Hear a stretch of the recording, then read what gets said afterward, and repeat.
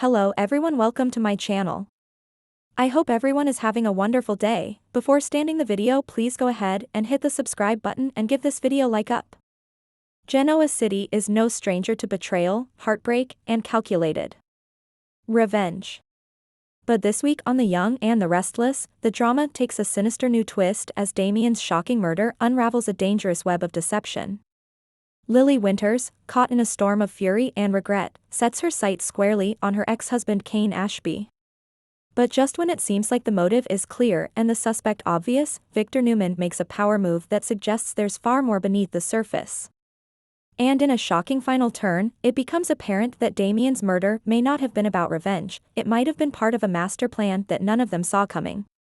Lily Winters has had enough. Once a woman of grace and reason, Lily is unraveling. Damian's death left her shattered, not just because of the brutal way it happened, but because of who he had become to her.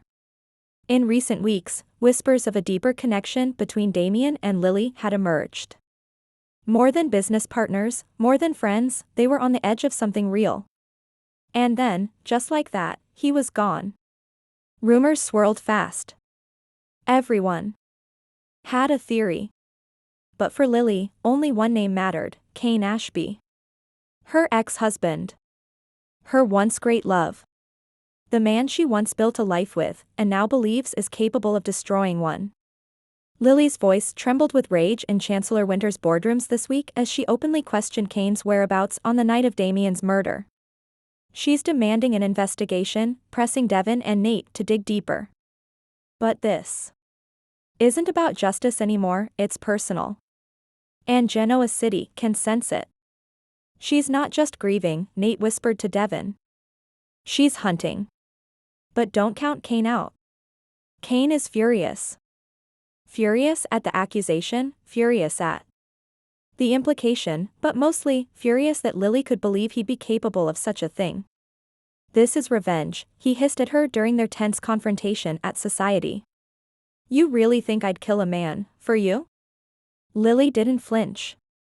No. I think you do it, because you're still trying to win. The scene was electric, a powder keg of unresolved pain and deep betrayal. Kane has been walking a tightrope lately, trying to rebuild his life, his image, and his place in Genoa City. But now, with Lily going public with her accusations, he's spiraling, and he knows it.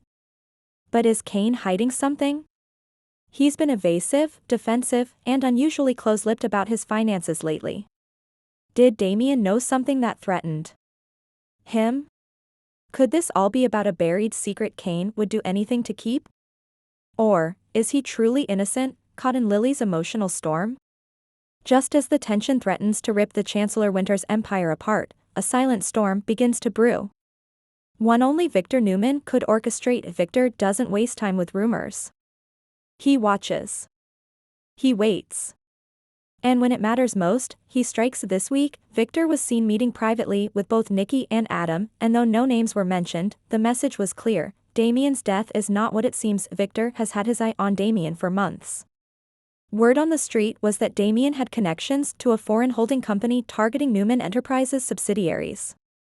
Victor suspected him of corporate espionage, but he never had the proof. Now Damian is dead, and Victor wants answers. He's already dispatched Michael Baldwin to work behind the scenes, and insider reports hint that Victor may have obtained a USB drive from Damian's hotel room just hours after his death. What's on it?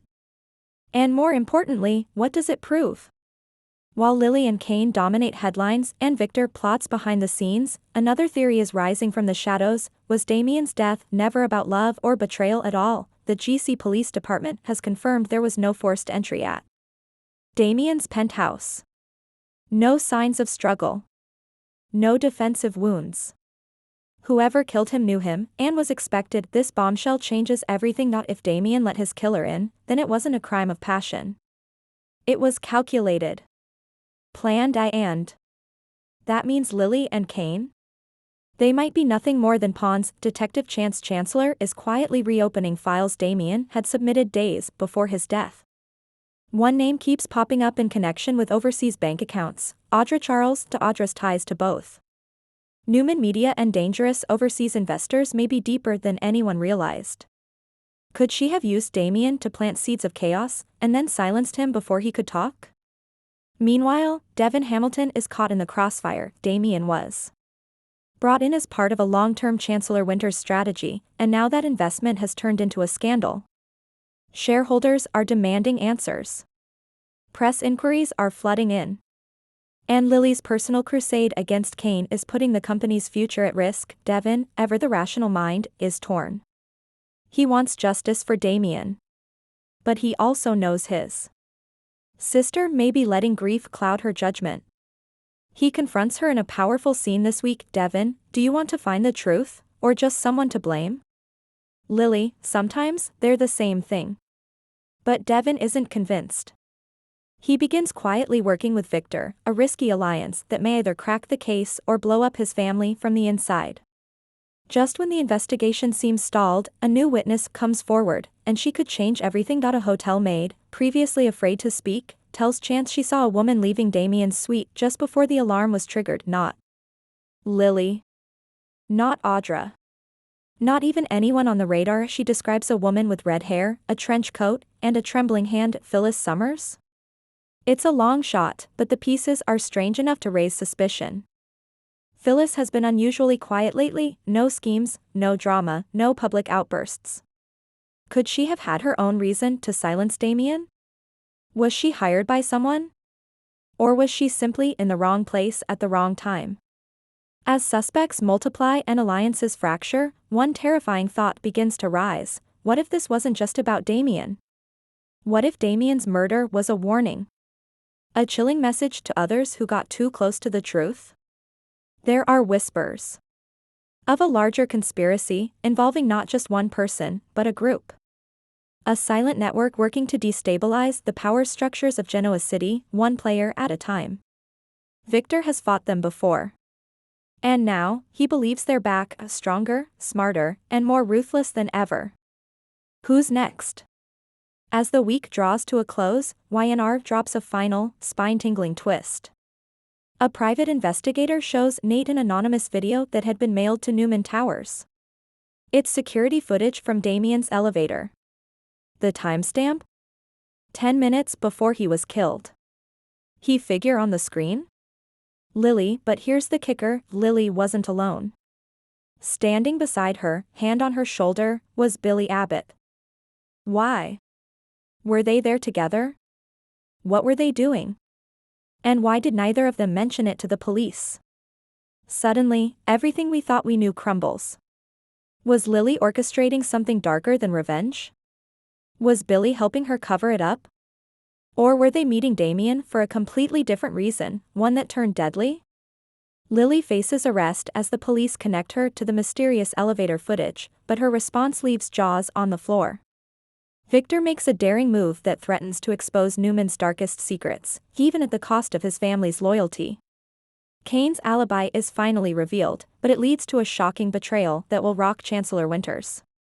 Audra confronts Phyllis in a deadly game of blackmail and survival. And just when it seems the case is solved, a phone rings in Damian's apartment. It's a call from an international number, and the voice on the other end asks just one thing. Is the job done? In Genoa City, grief rarely walks alone.